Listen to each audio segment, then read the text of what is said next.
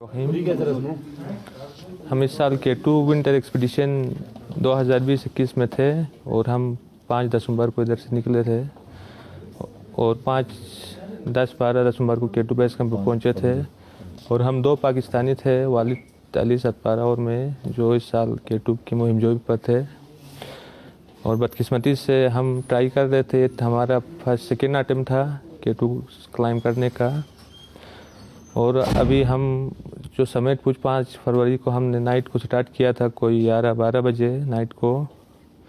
तो मैं बोतलनेक पे मैं वालिद, जॉन स्नोरी और दूसरा एक चिली का एक पाब्लो, 4 क्लाइंबर्स थे। और बाकी जो सारे शर्पास और यूरोपियंस थे वो भी नीचे आ रहे थे।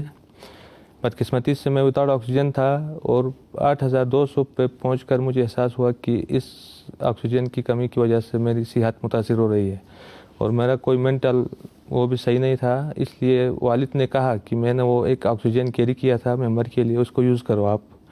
लेकिन मैं उसको यूज़ करने के लिए वो ऑक्सीजन का जो मास रेगुलेटर है उसको फिट कर रहा था कि वो लीक हो गया और मैं नीचे आ गया।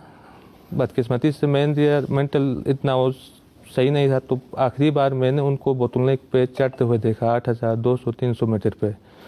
और मैं कोई 12 बजे के करीब बोतलनेक से वापस आ रहा था और मैं शाम को 5 बजकर कुछ मिनट पर केम्ट्री पे पहुंचा हूं और वाकी टाकी पे कांटेक्ट किया कि मैं इधर पहुंचा हूं बेस कैंप पे और वालिद और जो दूसरी टीम है वो समिट के लिए जा रही है।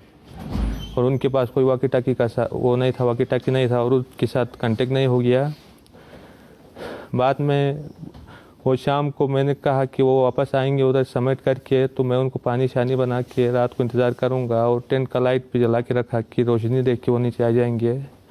और सुबह फिर वो रात भर जागा बैठा और सुबह फिर मैंने कांटेक्ट किया वो बेस कैंप वालों से कि वो नहीं पहुंचा अभी तक। तो फिर वो दूसरा वो एक बेस कैंप लीडर था, उसने कहा कि वेदर अच्छा नहीं है, आप ऊपर नहीं जा सकते, क्योंकि वेदर अच्छा नहीं है, कंडीशन अच्छा नहीं है, क्योंकि आप ऊपर नहीं जा सकते।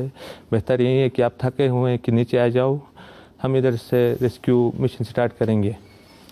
बदकिस्मती से वो अगले दिन भी नहीं पहुंचे और उनका कोई कांटेक्ट नहीं हो गया।